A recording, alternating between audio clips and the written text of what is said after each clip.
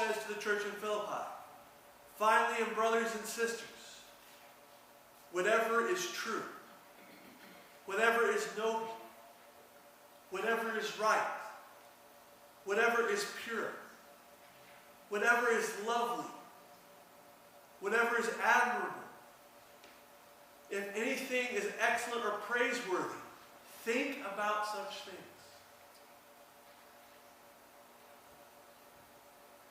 We are to think about good things. We are to set ourselves to think on the things of God, to think about what is true.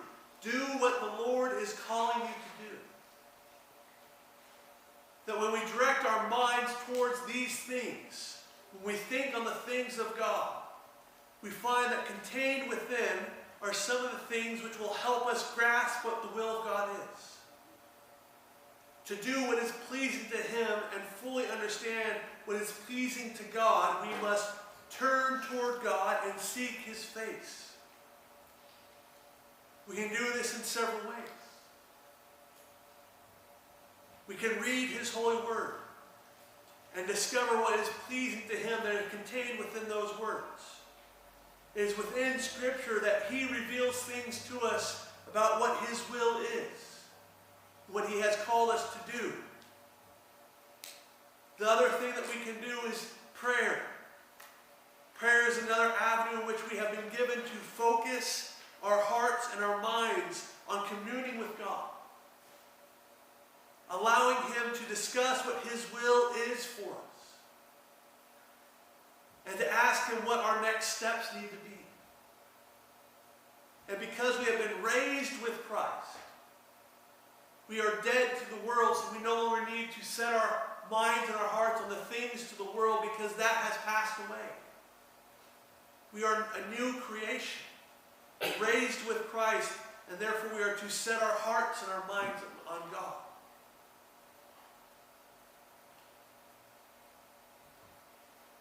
But in doing so, Paul says we also must do one more thing. Paul says in chapter 5 of Colossians 3, he says, "Put to death." Now, one of the things constantly referred to in the New Testament, particularly by Paul in his writing and in his passages, is this idea of dying and death. I mean, if you look at Paul's many writings, you see in Romans 6:2, he talks about how we who have died to sin. Or Romans 6:11, he says, "Count ourselves dead to sin." Or in Romans 7:4, he says, "We died to the law." Or in Romans 7:6, "Died to what bound us." Or Peter writes in 1 Peter 2:24, that we might die to sin. I mean, Paul really liked to command his readers to die to lots of things, didn't he? So when Paul writes to the church in Colossae, and here in verse 5, he uses a word when he says to put to death. A word which is rarely used in the New Testament, describing the death we are to put these things. In fact, it is so rarely used that it only appears 3 times in the New Testament. For when Paul and the other writers of the New Testament talk about dying with Christ or dying to sin, they use the word apothonisko, which is used 112 times. But this is not the same word that Paul uses. Rather, the word Paul uses is nekru. Nekru means to make as dead, to render weak or important. But there is a more powerful meaning to nekru. This is that when you put something to death, you are to view it as a corpse. I know that sounds very morbid. But you are to view it as a corpse, as in to view without life. To mortify, as in depriving of life or energizing power. To cut off and sever everything that energizes. So when Paul is instructing us to put to death,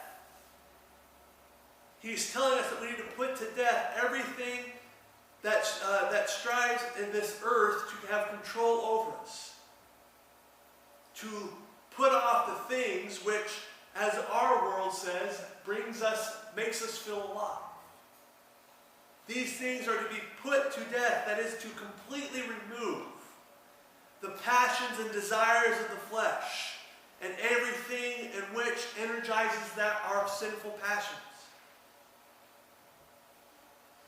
This is just as why Paul said it early in Colossians 2. Why do you still live according to the ways of the world? Such things should be dead to you. These things should not have life in you anymore.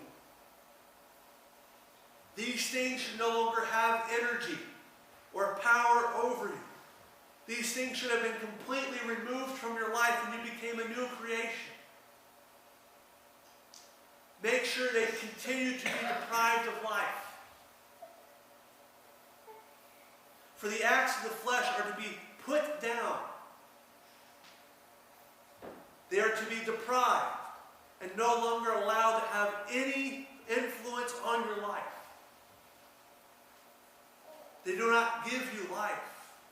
For the acts of the flesh listed in Colossians 3:6 and in Colossians 3:6 and Galatians 5:19 through 21, we see that he says, put off sexual immorality, impurity, lust, evil desires, and greed, which is idolatry.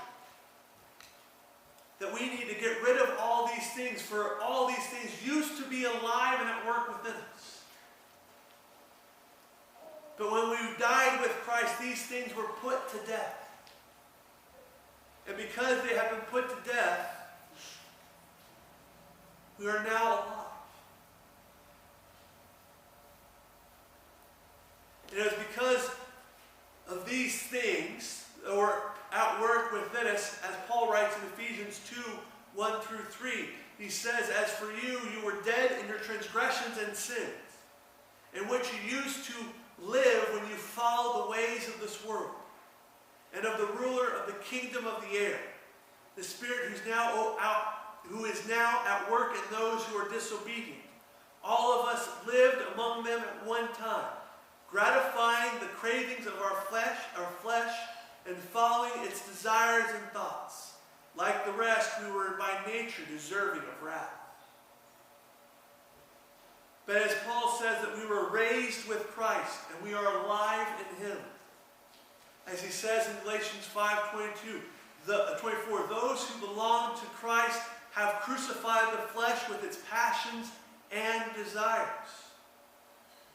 That we are not to give these things any more room. We are not to let them swell up in us and ignite the passion and desires of our sinful flesh. And that we must stomp them out. That we must put them to death. To view them as a corpse, so that they can no longer spring up within us.